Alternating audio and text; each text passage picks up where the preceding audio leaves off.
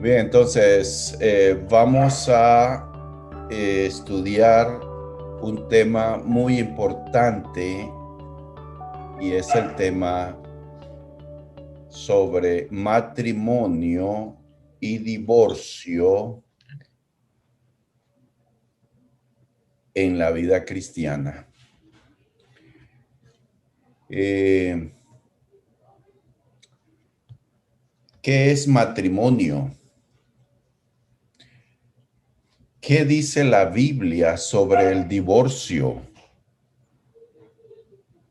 ¿Puede volverse a casar un cristiano que se ha divorciado?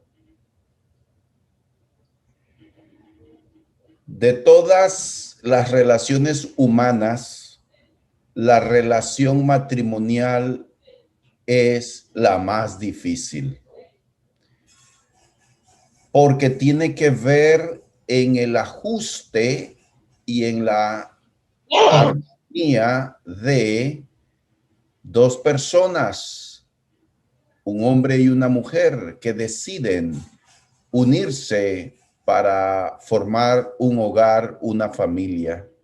Estas dos personas, estos dos individuos con sus propios caracteres, con sus propios gustos y tradiciones, vienen a ser uno. Y eso, esa unidad que se requiere en el matrimonio no es tarea fácil. Aquí ustedes, con excepción de estos dos jóvenes que están, Daniel y Alberto, son solteros, pero ustedes pueden coincidir conmigo en que la relación matrimonial es una relación difícil, requiere de paciencia, sabiduría, perdón, apoyo constantemente el uno con el otro. He iniciado entonces este tema, matrimonio y divorcio en la vida cristiana, presentando tres preguntas que vamos a tratar de responder en esta clase. Esta es una clase, usted puede escribir en el chat o usted puede decirme, quiero hacerle una pregunta para yo entonces responder o saber qué piensan ustedes. Damos inicio entonces a este tema hablando de el origen y fundamento del matrimonio.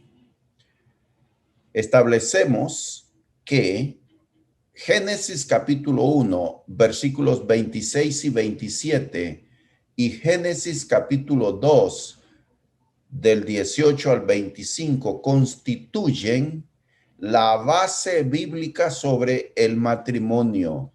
En estos textos podemos encontrar las respuestas especialmente a la primera pregunta de esta con la que formulé. ¿Qué es matrimonio? Génesis 1, 26 y 27, Génesis 2, 18 al 25, constituyen el fundamento bíblico. No hay otro pasaje que sirva de fundamento para lo que es el matrimonio. Estos dos textos bíblicos nos hablan del comienzo del matrimonio. Génesis 1, 26 y 27. Vamos a leer inmediatamente. Dice que Dios hizo al hombre, varón y mujer los creó. Dice el 26, voy a pedirle a Daniel que nos lea. Esta Biblia está muy pequeña, no sé si él mismo podrá leer. Génesis 1, 26 y 27, rápidamente. Y dijo, hagamos al ser humano a nuestra imagen y semejanza, que tenga dominio sobre los peces del mar y sobre las aves del cielo, sobre los animales domésticos, sobre los animales salvajes, y sobre todos los reptiles que se arrastran por el suelo. Y Dios creó al ser humano a su imagen, lo creó imagen de Dios, hombre y mujer los creó. Muy bien. Aquí tenemos entonces el pasaje bíblico que nos habla de Dios establece el ser humano y hace distinción de género, femenino, masculino, varón y hembra, varón y mujer. Dios establece estas diferencias. Ahora, dice que Dios los hizo a ambos iguales. Varón y mujer fueron creados a imagen y semejanza de Dios. Y eso habla muchísimo, nos presenta toda una declaración y una verdad muy importante de alcance, de un alcance grande sobre lo que es el hombre y la mujer. Entonces, Génesis 2, 18 al 25 hace una ampliación sobre esta creación del varón y de la mujer, y donde dice que Adán estaba solo y que Dios vio que el hombre estaba solo y que dijo, no es bueno que el hombre esté solo, le haré ayuda idónea. Y creó a la mujer y los unió. Y los unió. Vamos a leer Génesis 2, 24 y 25, por favor. Leamos ese pasaje. Génesis 2, 24 y 25. Voy yo. Por tanto, dejará el hombre a su padre, a su madre, y se unirá a su mujer, y serán una sola carne. Y estaban ambos desnudos, Adán y su mujer, y no se avergonzaban. Fíjense ustedes, estos dos versículos también contienen un caudal de información bíblica, un caudal de verdades bíblicas sobre lo que es el matrimonio. Para empezar a responder la primera pregunta, ¿qué es matrimonio? Tomando como base para responder Génesis 1, 26 y 27, ¿qué es el matrimonio? Tomando como base Génesis 2, 24, podemos responder esa pregunta diciendo, el matrimonio es la unión entre un hombre y una mujer. Aquí tenemos una declaración entonces, y vamos a seguir ampliando esta verdad. Yo solamente quiero, apreciados hermanos, estudiantes de la palabra de Dios, quiero que quede bien claro, cuando nosotros hablamos sobre el matrimonio, según la Biblia, estos son los pasajes que ustedes deben citar y compartir cada vez que ustedes van a hablar sobre el matrimonio. Vayamos al origen mismo del matrimonio y estos son los pasajes bíblicos. Ahora, Mateo 19, versículos 3 al 12, y contiene pasajes paralelos en Marcos 10, 1 al 12 y Lucas 16, 18. Al ser interrogado por los fariseos sobre cuál era el punto de vista de Jesús acerca del divorcio, el Señor respondió citando Génesis 2, 23 y 24. Dice, ¿no habéis leído? Cuando los fariseos llegan y le dicen, ¿es lícito al hombre repudiar a su mujer por cualquier causa? Jesús respondió, ¿no habéis leído que el que los hizo al principio, varón y hembra los hizo? Dejará el hombre a su padre, a su madre, serán y se unirá a su mujer, los dos serán una sola carne. Por tanto, lo que Dios juntó, no lo separe el hombre. Esa es la declaración y estoy en parte parafraseando el texto bíblico de Mateo 19. Creo que es el versículo 3, el 4, al que acabo de hacer referencia. Entonces, el matrimonio fue diseñado por Dios. ¿Qué implica esto? Esto implica que quien se opone al matrimonio, tal y como Dios lo diseñó, se está oponiendo a la voluntad de Dios. Hebreos 13:4 dice, presten atención, por favor, honroso sea en todos el matrimonio. Esta es la versión Reina Valera. Dice la primera parte del versículo 4 de Hebreos 13, honroso sea en todos el matrimonio. Pregunto, ¿qué es honrar? Pablo compara el matrimonio con la relación entre Cristo y la iglesia. Esta comparación destaca, subraya la importancia del matrimonio. No se tiene que tomar a la ligera ni menospreciar la primera institución que Dios estableció sobre la tierra. Dios hizo 3 instituciones. Dios estableció en este mundo 3 instituciones. El matrimonio es la primera. ¿Cuáles son las otras 2 instituciones que Dios estableció? La iglesia. La iglesia. ¿Y qué más estableció Dios? ¿Cuál es la otra institución? El gobierno humano. Dios creó la Israel. Dios establece un gobierno y dice la Biblia que Dios quita reyes y pone reyes. Pero fíjense, cuán importante es el matrimonio. Despertemos a esta verdad. Cuán importante es el matrimonio, que Dios lo instituyó y que es la primera institución. El matrimonio viene a existir, según Génesis capítulo 2, versículos 24 y 25, viene a existir antes que las naciones, antes que los gobiernos y antes que la iglesia.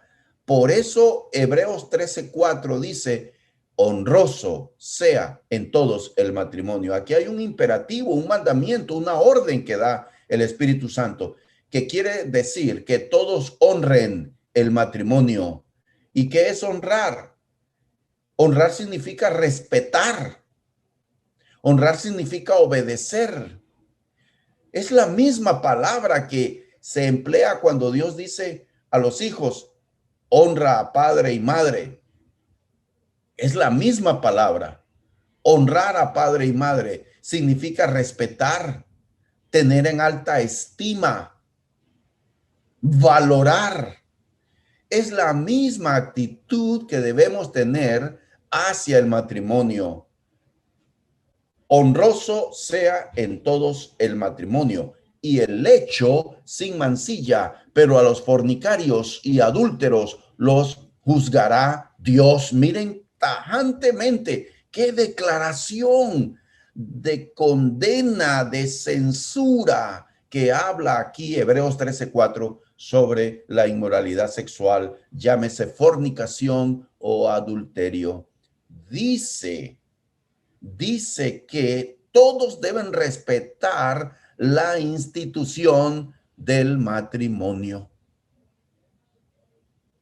Y es tan valiosa, tan especial la institución del matrimonio, que la palabra de Dios compara la relación entre el hombre y la mujer, esposos, con la relación que hay entre Cristo y la iglesia.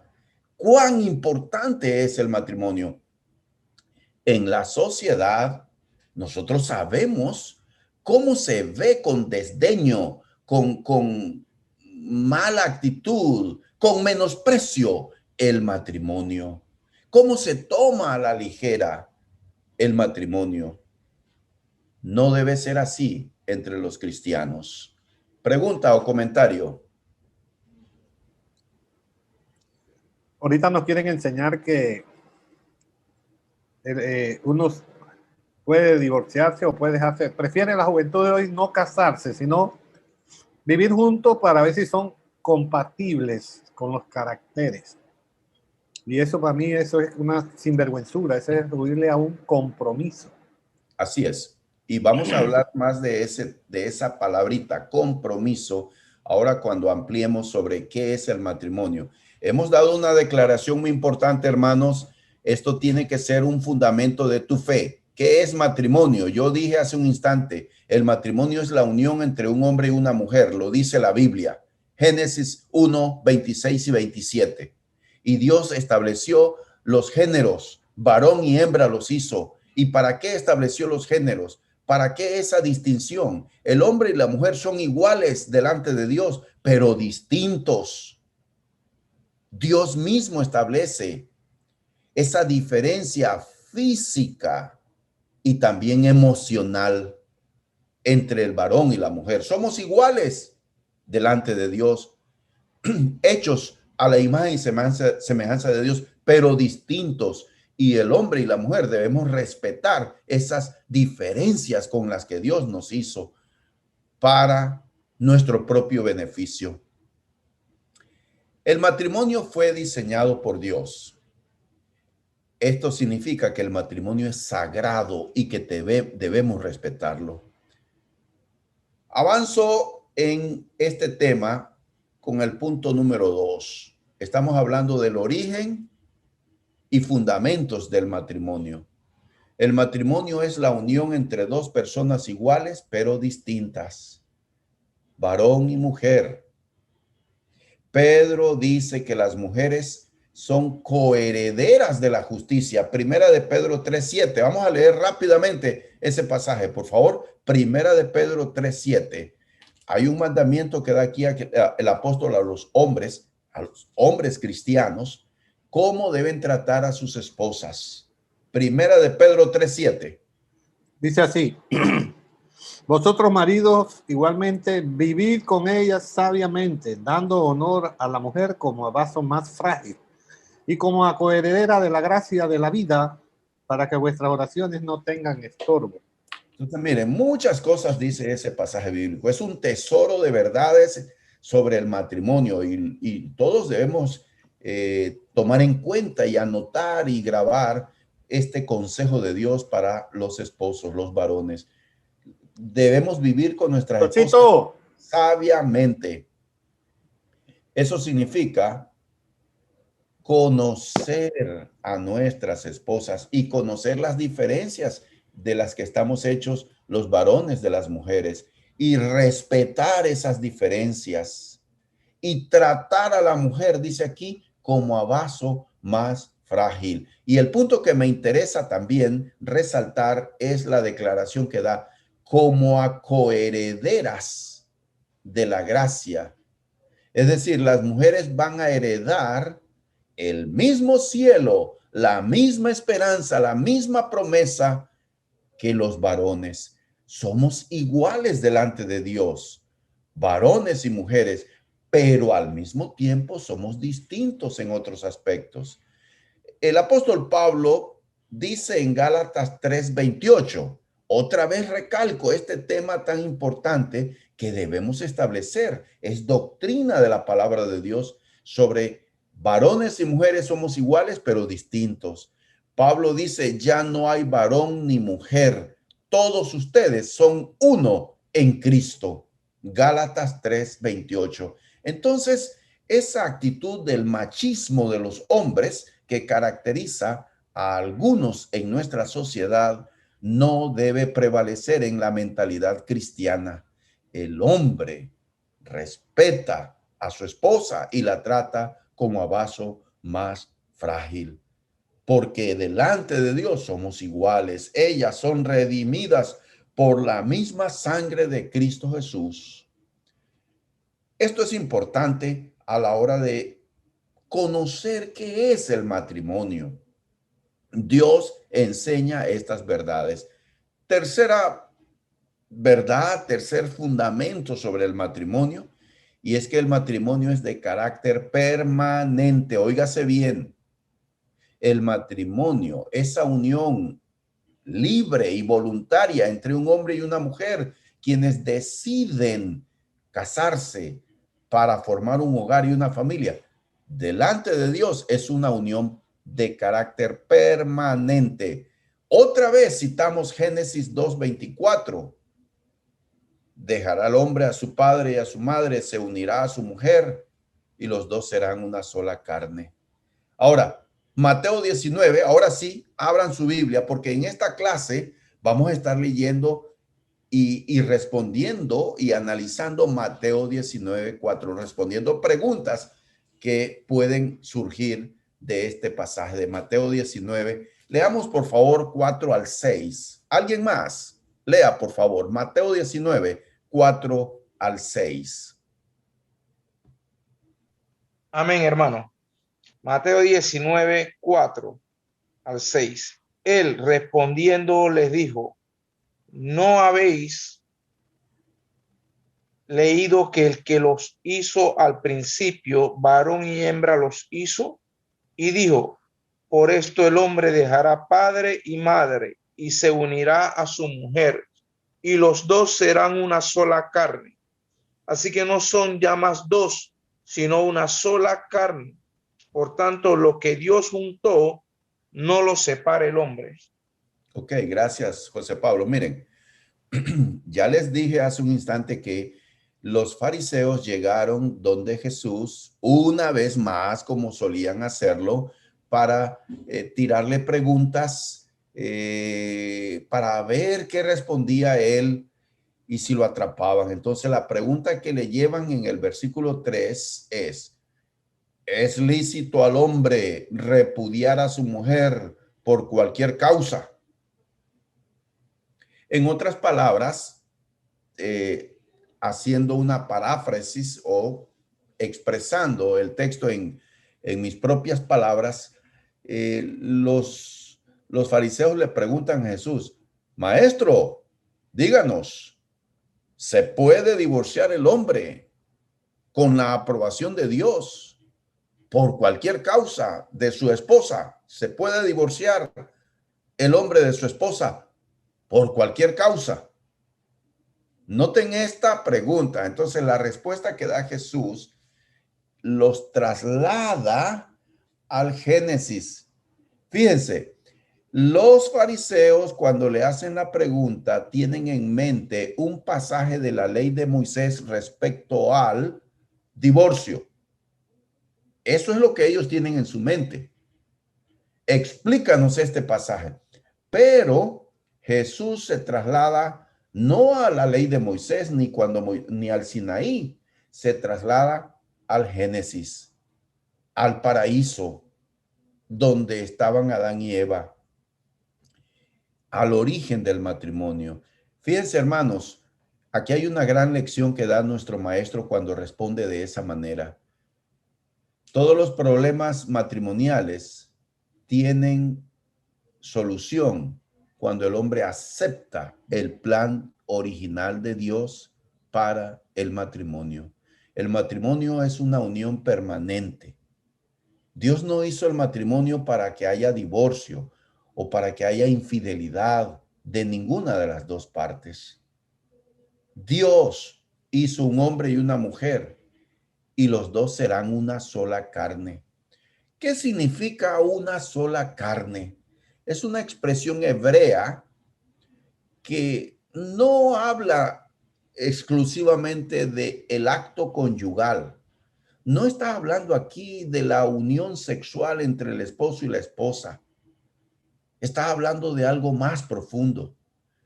Esa unidad, una sola carne, es una unión espiritual, un solo propósito, una sola voluntad del hombre y la mujer para vivir juntos. Y óigase bien, esa unidad llamada una sola carne entre los esposos no es que cuando el hombre se casa con la esposa, que se disuelve su yo, su individualidad y que nace y surge un nuevo ente, un nuevo yo. No. Cuando el varón y la mujer se casan, cada uno sigue siendo él y ella con su propia individualidad, con sus propias características. No es que se unen y se fusionan en un solo ente, en una sola personalidad. No. Y precisamente muchos de los problemas en el matrimonio surgen cuando uno de los dos quiere que el otro sea como él o como ella quiere. Ese es justamente el dilema en la relación matrimonial, donde el uno quiere imponer su criterio y su voluntad, sus gustos, sus preferencias sobre el otro. Seguimos, los esposos siguen siendo él y ella con sus individualidades. Pero aquí viene precisamente la clave del matrimonio, la felicidad, donde hay respeto del uno para el otro. No es que la mujer es la única que tiene que respetar al hombre. El hombre también tiene que respetarla. Ahora, serán una sola carne. Es una expresión que habla de esa unión espiritual. Pero fíjense, les voy a decir algo. Una vez estaba leyendo un comentario de un predicador, un maestro de Biblia sobre este tema y esta expresión, una sola carne, donde decía, miren, esa unión que hay entre los esposos es tan especial. Es una unión tan especial que involucra esa unidad de corazón, de sentimientos, de voluntad, de propósito en la vida de los esposos, que cuando hay una infidelidad conyugal, se rompe esa unión. Y por eso la infidelidad conyugal afecta tremendamente esa unión llamada una sola carne. Pero en el principio no fue así, dice Jesús. Lo que Dios unió, no lo separe el hombre, dice nuestro maestro aquí tajantemente. ¿Cuál es el ideal de Dios para el matrimonio? El ideal de Dios, cuando Él lo establece, es que la unión entre el hombre y la mujer en matrimonio sea de carácter permanente. El apóstol Pablo dice en 1 Corintios 7, 10 y 11, y este es otro pasaje que vamos a estar regresando. Vamos a regresar a Mateo 19, pero vayamos ahora a 1 Corintios 7, 10 y 11, por favor. Miren lo que dice aquí Pablo. 1 Corintios 7, 10 y 11. ¿Alguien que lo quiera leer, por favor?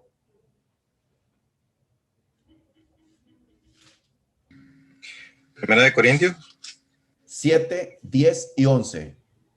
Amén. Pero a los que están unidos en matrimonio, mando, no yo, sino el Señor, que la mujer no se separe del marido. Y si se separa, quédese sin casar o reconcíliese con su marido, y que el marido no abandone a su mujer.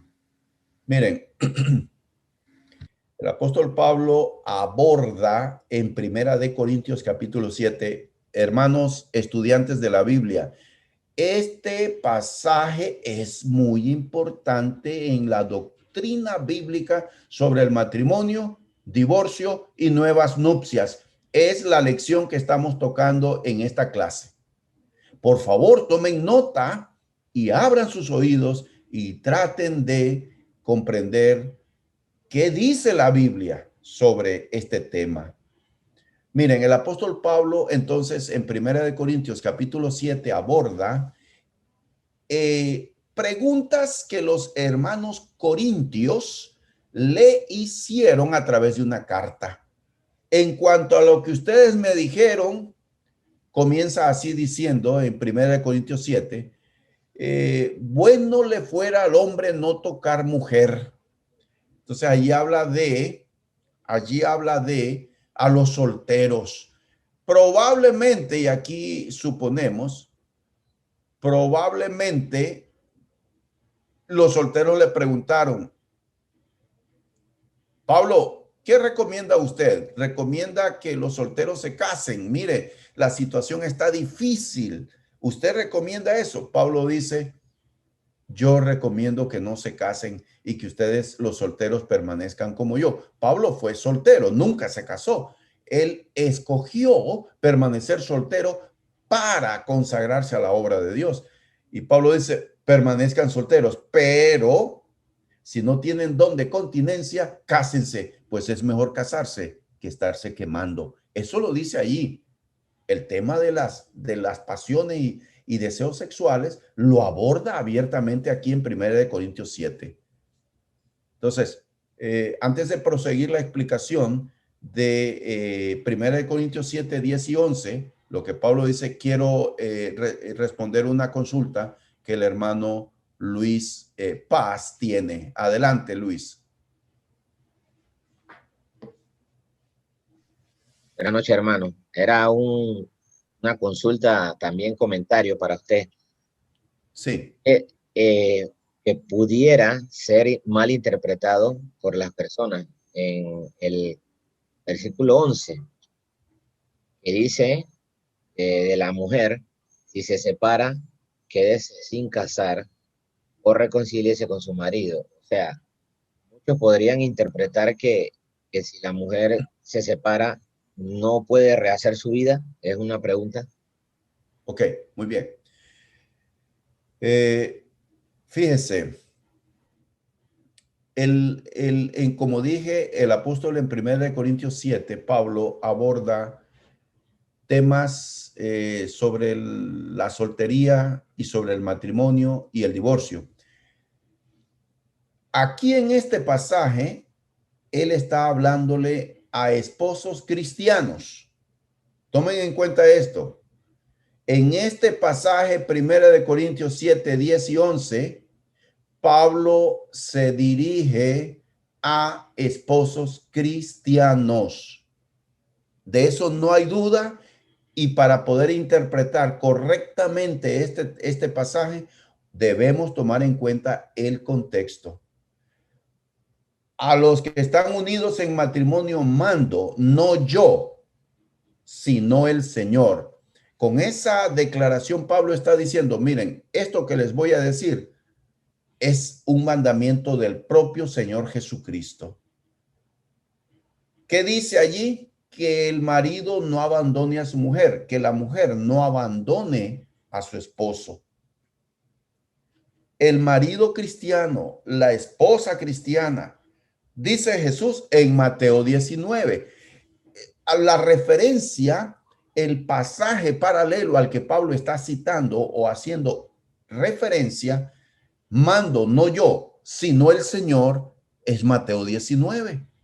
El texto que leyó José Pablo, versículos 4 al 6. Lo que Dios unió, no lo separe el hombre. Esa es la declaración tajante de Jesús.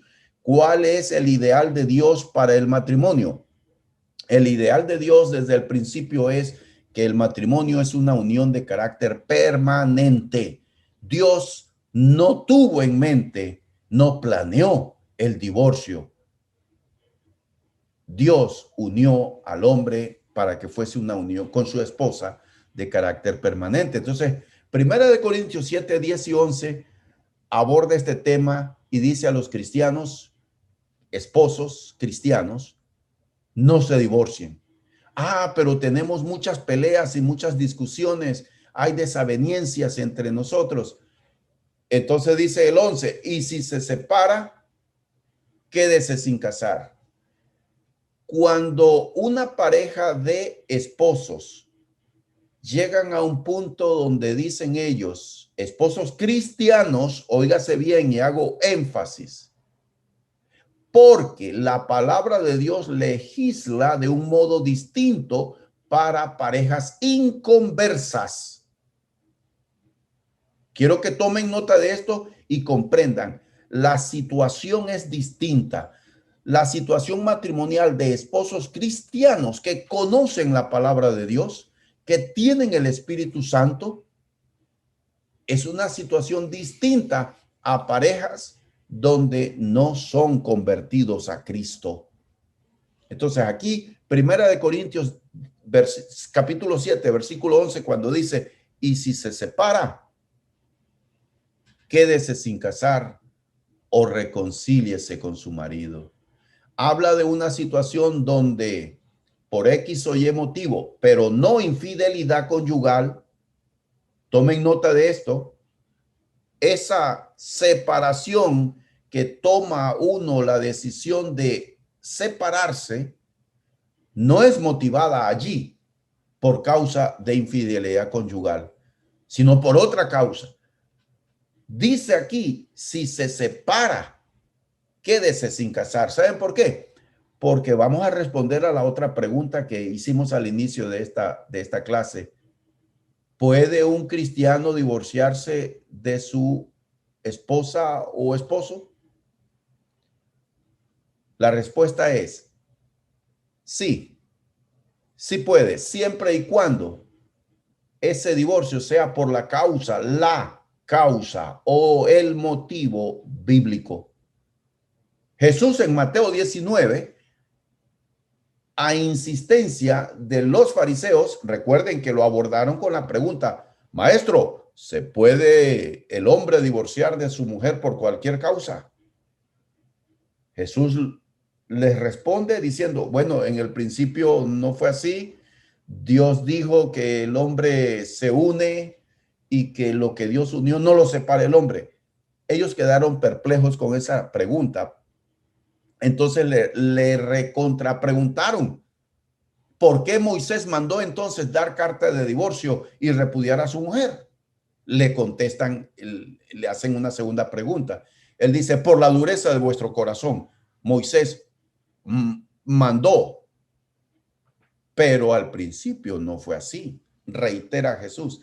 Y luego dice, mas yo os digo, vamos a leer ese texto ahora, Mateo 19, pero reitero, Primera de Corintios capítulo 7, versículo 11, cuando Pablo dice que si una de las dos partes en el matrimonio se separa, ahí está hablando a los cristianos que por motivos que no son infidelidad conyugal, pero hay situaciones que considera uno de los dos que son irreconciliables, aunque sean cristianos, dice, no puedo seguir viviendo con esta persona. Pablo dice, ok, si usted se separa, sepa que usted no se puede volver a casar.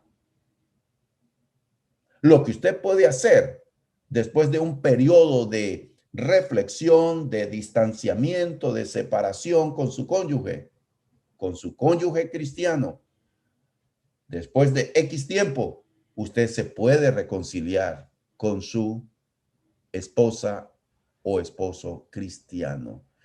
A eso habla allí en 1 Corintios 7, 10 y 11. Vamos a volver a ese pasaje.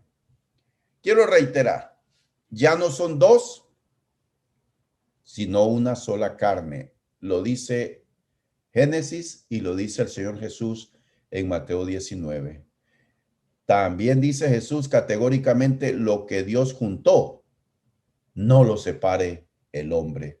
Reitera el plan original de Dios, el ideal de Dios para el matrimonio, el Señor Jesús en Mateo 19.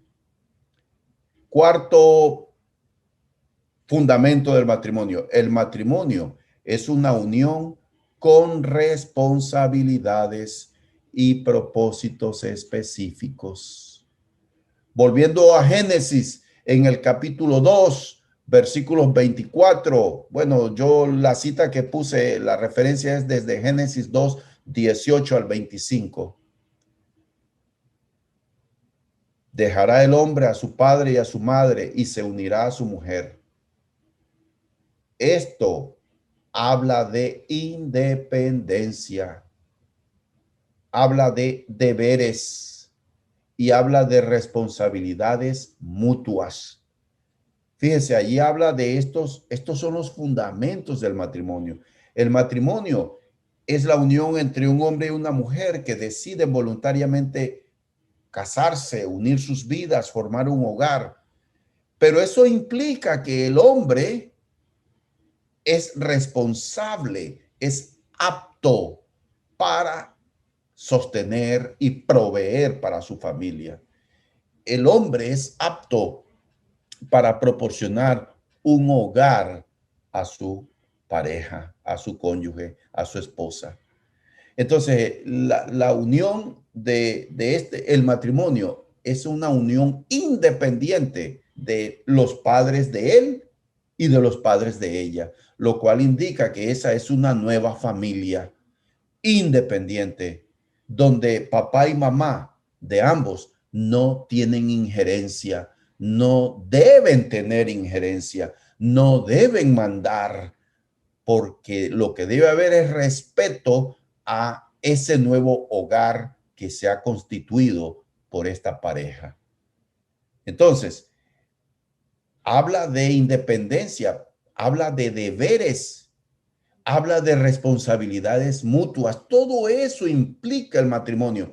Y yo estoy a favor siempre de consejería prematrimonial para los jóvenes que se quieren casar, porque creo que es vital que antes de casarse deben conocer sus deberes, conocer todo esto que estamos hablando sobre el matrimonio. Entonces, habla de madurez, porque para que haya responsabilidad en el cumplimiento de los deberes, tiene que haber cierta madurez de parte de los dos. Fructificad y multiplicaos fue la orden que Dios les da en Génesis 1, 26, 27. Esto nos habla de la procreación y de que el matrimonio es el vehículo para la plena realización sexual. El matrimonio es el medio para dar rienda suelta a los deseos sexuales de la pareja. Eso es lo que establece aquí. Entonces vemos cómo Dios da un vehículo para que el hombre y la mujer que están casados puedan encontrar la satisfacción de esta necesidad con la que Dios nos hizo, la necesidad sexual. Entonces, fuera del matrimonio, la relación sexual se llama fornicación o se llama adulterio si la persona está casada. Y Dios desecha ese tipo de comportamiento. Dios tajantemente condena la inmoralidad sexual. Por eso Hebreos 13:4 dice: honroso sea en todos el matrimonio y el lecho sin mancilla, pero a los adúlteros y fornicarios los juzgará Dios. Seguimos entonces sobre el tema del matrimonio. Pueden hacer preguntas, pueden hacer comentarios. El matrimonio fue establecido antes que entrara el pecado al mundo. ¿Dónde dice eso, hermanos? El matrimonio fue establecido antes que entrara el pecado al mundo. ¿De dónde me agarro yo? ¿De qué pasaje bíblico de los que ya hemos leído me agarro? De Génesis. ¿Cuál específicamente? 1:27. De los que hemos leído. Génesis, capítulo 2, versículo 25. Y estaban ambos desnudos, Adán y su mujer, y no se avergonzaban. Esa declaración y ese detalle que provee el escritor de Génesis es muy importante, porque está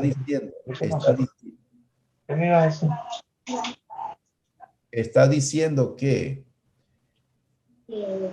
el matrimonio fue establecido en la era de la inocencia. En la era de la inocencia. Lo cual significa... Pablo, para el micrófono, Pablo. Lo cual significa que cuando entra el pecado al mundo, todas las relaciones humanas fueron afectadas, incluyendo el matrimonio. Es muy importante tomar en cuenta eso. El pecado afecta la vida y destruye los hogares y los matrimonios. Solo en Cristo se puede restaurar el ideal de Dios para el matrimonio. Esto debemos tomarlo en cuenta. Bien, he dado un pantallazo, hermanos, un panorama general de lo que es el matrimonio. Y ahora vamos a hablar del divorcio. Ese es el tema que vamos a abordar ahora mismo. Preguntas de repaso o comentarios sobre lo que es presentado este panorama abreviado de lo que es el matrimonio. ¿Alguien desea hacer alguna pregunta? Porque ahora vamos a entrar de lleno al tema de el divorcio y nuevas nupcias o volverse a casar después de un divorcio. ¿Alguien tiene algo que decir?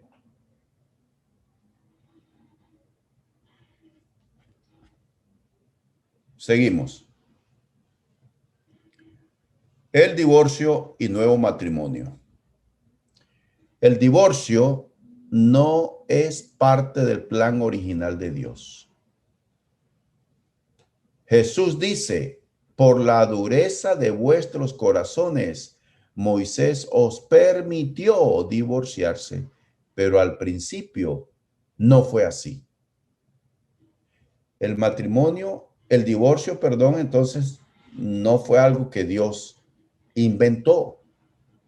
Era una situación que ya se estaba dando en el mundo y particularmente Dios quiere establecer un orden en la vida del pueblo de Israel.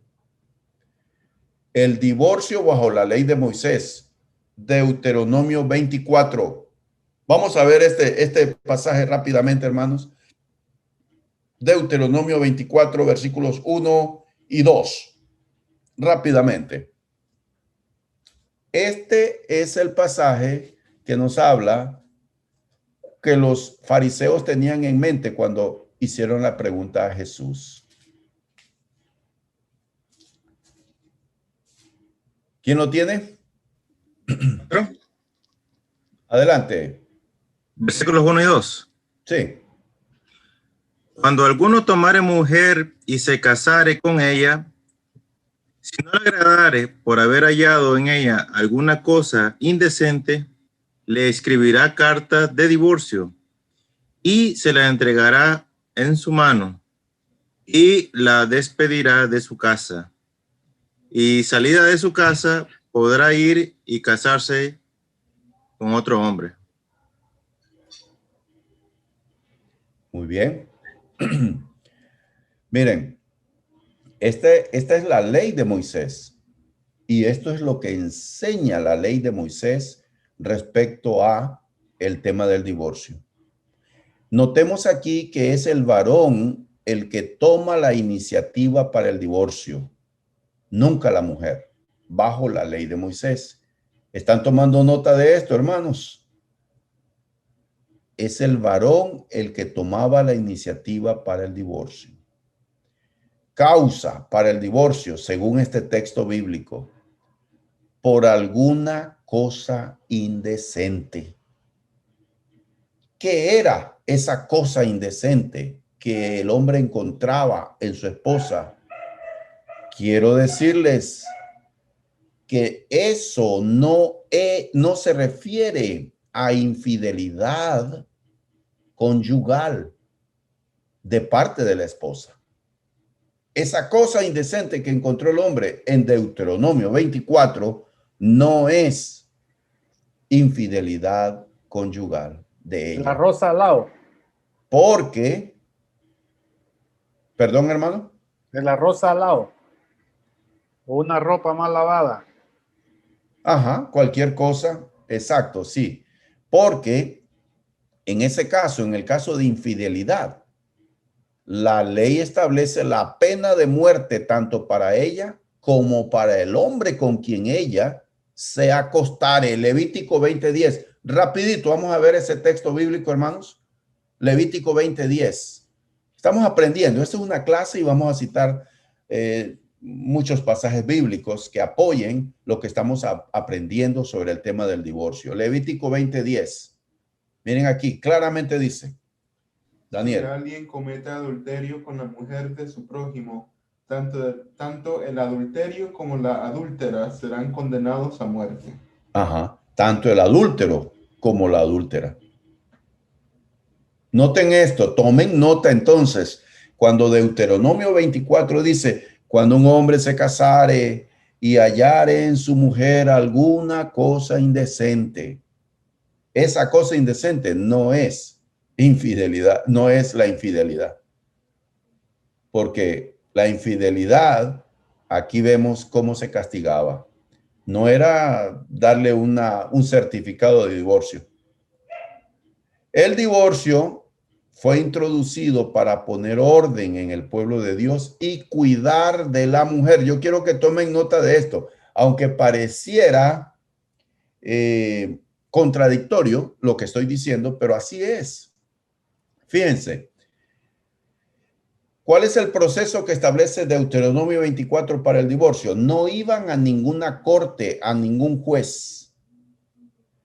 El hombre tomaba la iniciativa, encontraba algo indecente en ella, entonces le escribirá carta de divorcio.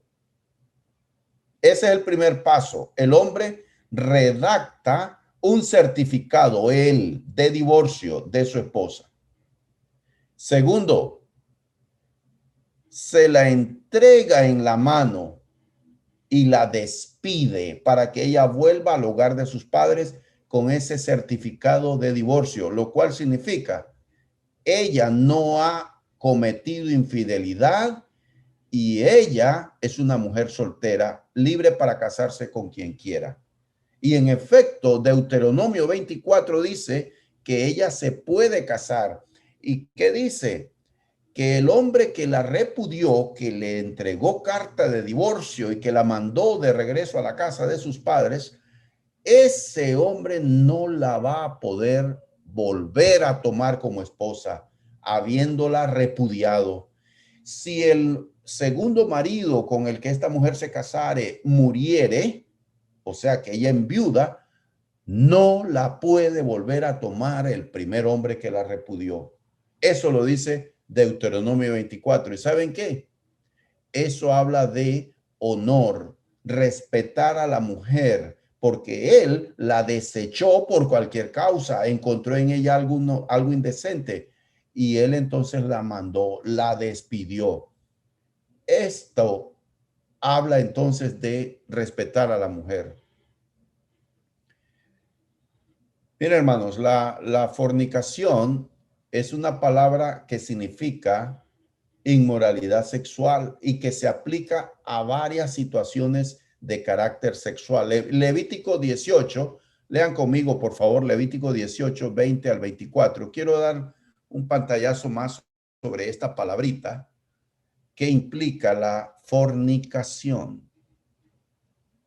Es algo detestable para Dios y miren cómo lo específico que es la ley. Levítico 18, 20 al 24.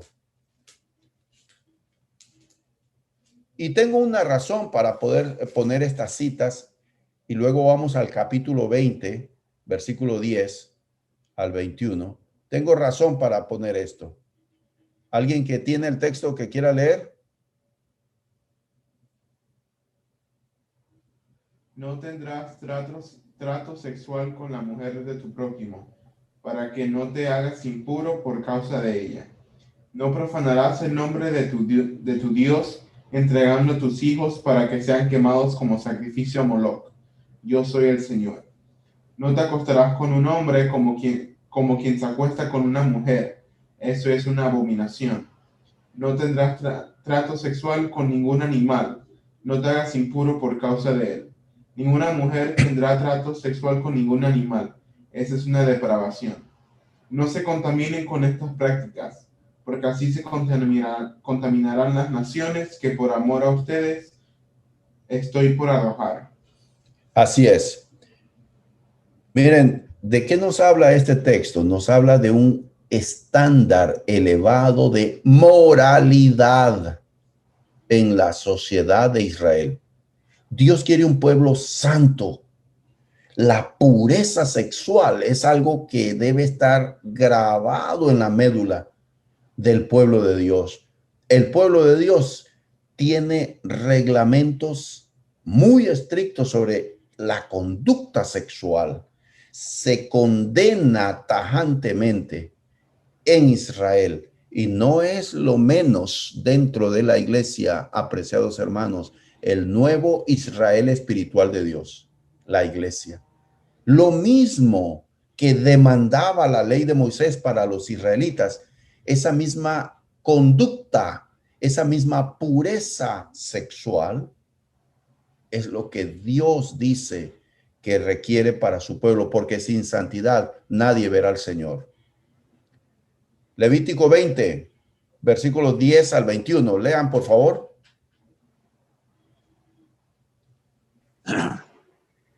Dice así.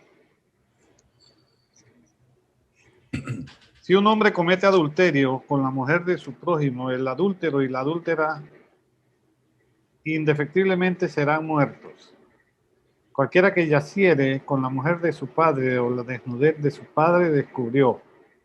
Ambos han de ser muertos, su sangre será sobre ellos. Si alguno durmiere con su nuera, ambos han de morir, cometieron grave perversión, su sangre será sobre ellos. Si alguno se ayuntare con varón como con una mujer, abominación hicieron, ambos han de ser muertos, sobre ellos será su sangre. El que tomare mujer y a la madre de ella comete vileza, quemarán con fuego a él y a ellas, para que no haya vileza entre vosotros. Cualquiera que tuviese cópula con bestia ha de ser muerto, y mataréis a la bestia. Y si una mujer se llegase a algún animal para ayuntarse con él, a la mujer y al animal matarás, morirán indefectiblemente, su sangre será sobre ellos. Si alguno tomare a su hermana, la hija de su padre, o hija de su madre, y viere su desnudez, y ella viere la suya, es cosa execrable. Por tanto, serán muertos a los ojos de los hijos de su pueblo. Descubrió la desnudez de su hermana, su pecado llevará. Cualquiera que durmiere con mujer menstruosa y descubriere su desnudez, su fuente descubrió, y ella descubrió la fuente de su sangre. Ambos serán cortados de entre su pueblo. La desnudez de la hermana de tu madre o de la hermana de tu padre no descubrirás, porque al descubrir la desnudez de su parienta, su iniquidad llevarán. Versículo 20. Cualquiera que durmiere con la mujer del hermano de su padre, la desnudez del hermano de su padre descubrió, su pecado llevarán, morirán sin hijos. Hasta el 20. 21. Y el que tomare la mujer de su hermano comete inmundicia. La desnudez de su hermano descubrió, sin hijos serán. Muy bien. Ven ustedes el alto estándar de la moral, de la conducta en el pueblo de Israel. Todo eso entra dentro de la categoría fornicación, inmoralidad sexual. Significa esta palabra. El versículo 18 dice cualquiera que durmiere con mujer menstruosa. Sí, ahí habla de el hombre casado y su esposa está en el periodo de menstruación, no pueden tener relación sexual en ese periodo. Ahora nosotros entendemos las razones científicas y médicas que hay. Pero entonces aquí simplemente tajantemente prohíbe que en el periodo, en esa semana de menstruación de la esposa, no haya relación sexual. Que ese periodo se supone que es una purificación del cuerpo de ella. Así es, así es. Entonces, noten ustedes, hermanos, abran sus ojos. Y es nuestra obligación enseñar, porque necesitamos enseñar lo que es la moral en el pueblo de Dios. Volviendo a Mateo 19, vuelvan a Mateo 19, por favor, lo que es la pregunta que le hacen a Jesús. Quedamos en el versículo 6. Yo quiero que siga leyendo del 7 al 9, por favor. Mateo 19, versículos 7 al 9. Amén. Adelante. Le dijeron, ¿por qué pues mandó Moisés dar carta de divorcio y repudiarla? Él le dijo, por la dureza de vuestro corazón, Moisés os permitió repudiar a vuestras mujeres, mas al principio no fue así. Y yo os digo que cualquiera que repudia a su mujer, salvo por causa de fornicación, y se casa con otra adúltera, y el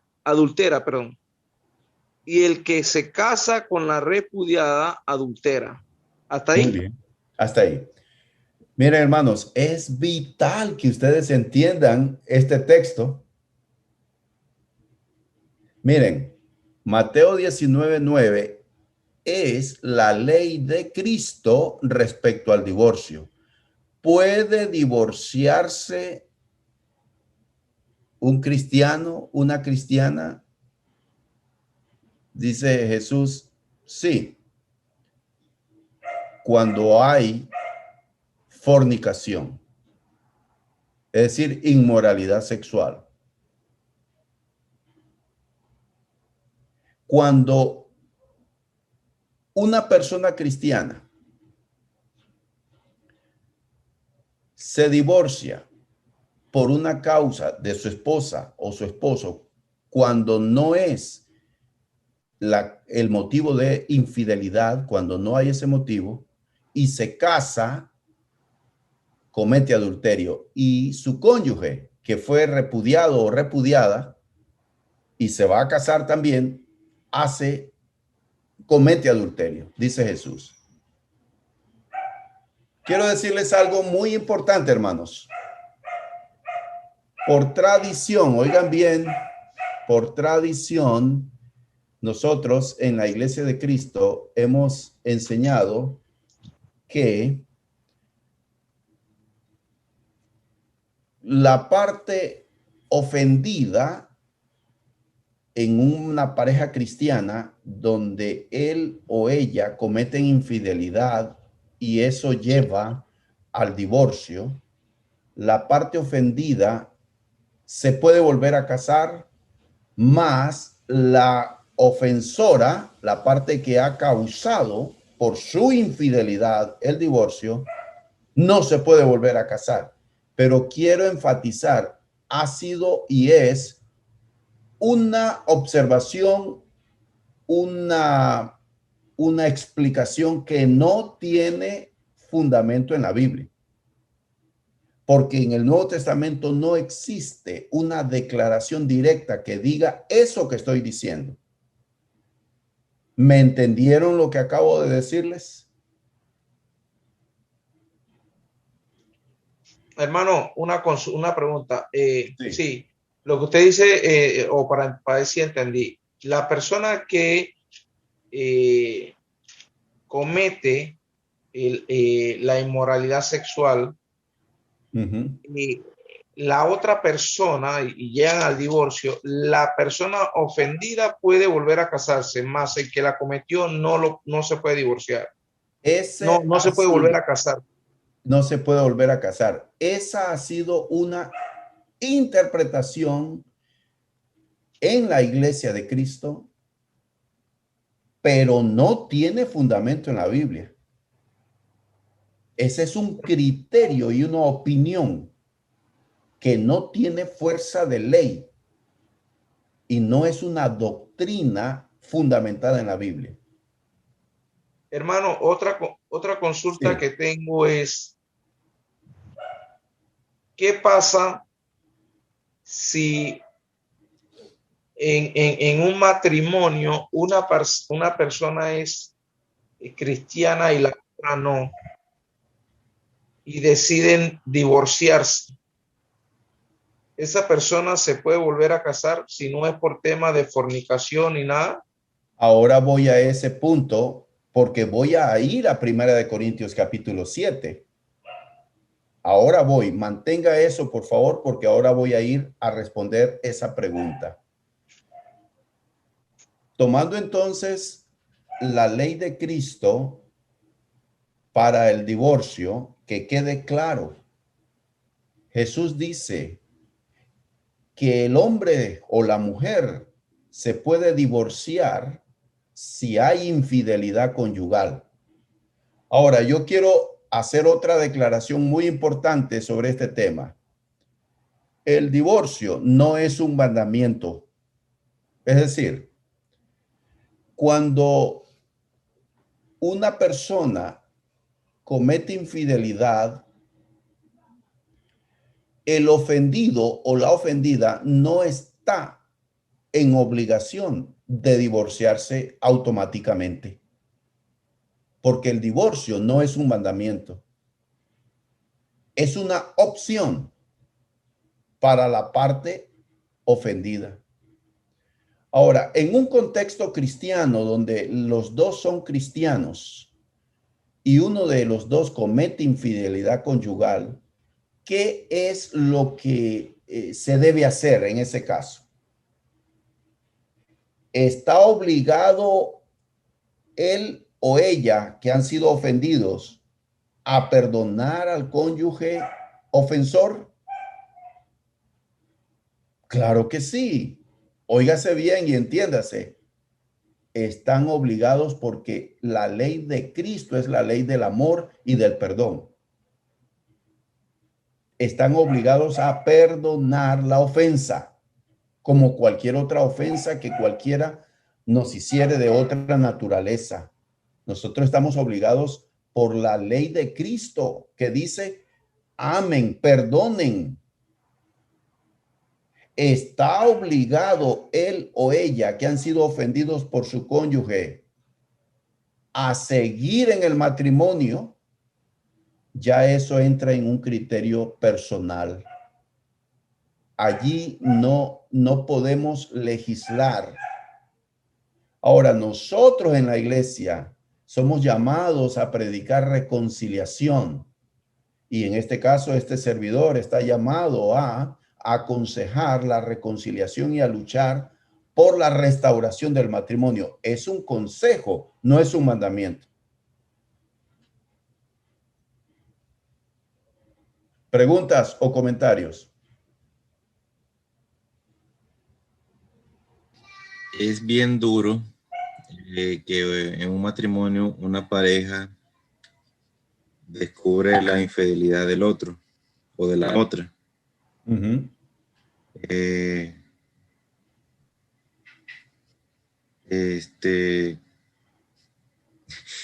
un comentario, no es una pregunta, pero yo soy cristiano, conozco lo que Jesús nos ha enseñado, pero es complicado, o sea, perdonar un adulterio. Solo imaginárselo es, para uno pues que es un cristiano común y corriente, es perdonar eso.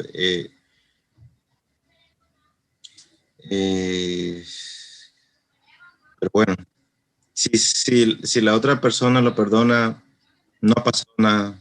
El que cometió adulterio, pensando que el que cometió adulterio es un varón, ¿verdad? El esposo. Ese que cometió adulterio puede volver a puede ministrar, por ejemplo. Bueno,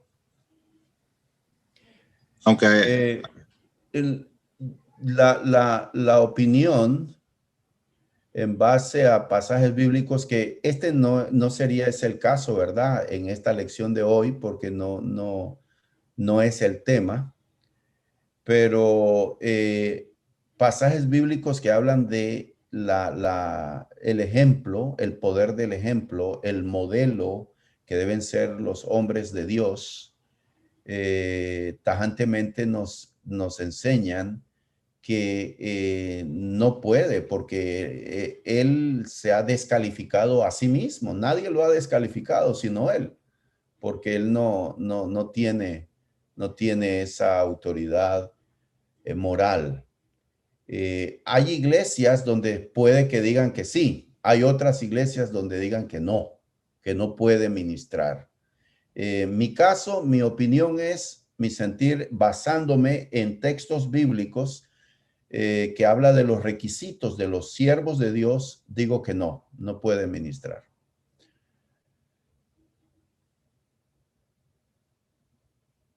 Bien, el apóstol Pablo agrega otra causa para divorcio entre cristianos. Vamos a 1 Corintios 7, versículos 12 al 16. Y aquí voy a la pregunta que hizo José Pablo.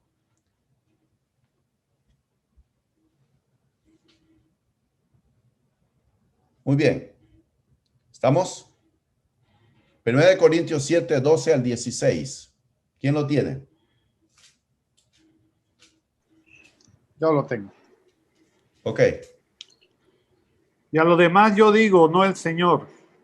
Si algún hermano tiene mujer que no sea creyente y ella consiente en vivir con él, no la abandone.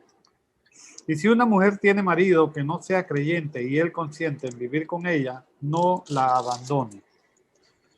Porque el marido incrédulo es santificado en la mujer y la mujer incrédula en el marido, pues de otra manera vuestros hijos serían inmundos, mientras que ahora son santos.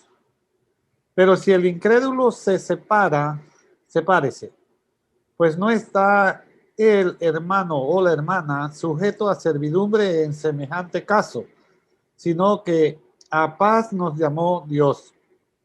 Muy bien, hasta ahí.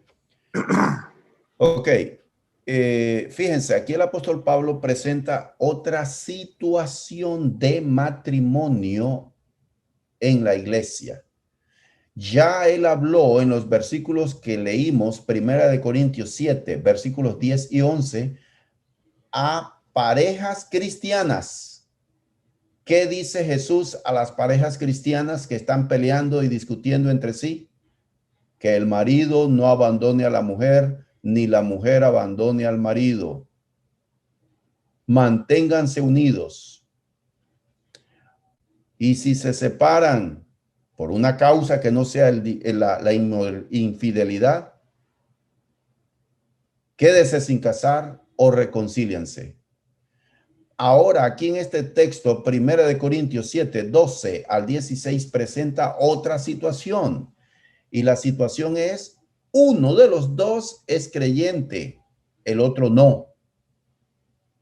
¿Cuál es el consejo que da Pablo allí? Él no se refiere ni dirige su palabra al incrédulo, porque el incrédulo ni cree ni quiere someterse a Dios. Entonces el consejo de aquí es a la parte que es creyente. ¿Cuál es el consejo de Pablo? No abandone, hermana o hermano en Cristo. Usted que está casado con alguien que es incrédulo, no lo abandone. Ahora, pero ¿qué pasa si el incrédulo decide abandonar al cónyuge creyente? Sepárese. Y si el incrédulo se separa, sepárese. Ahora, ¿se puede casar el creyente que ha sido abandonado o abandonada una vez que se ha divorciado el incrédulo de él o de ella? Claro que sí.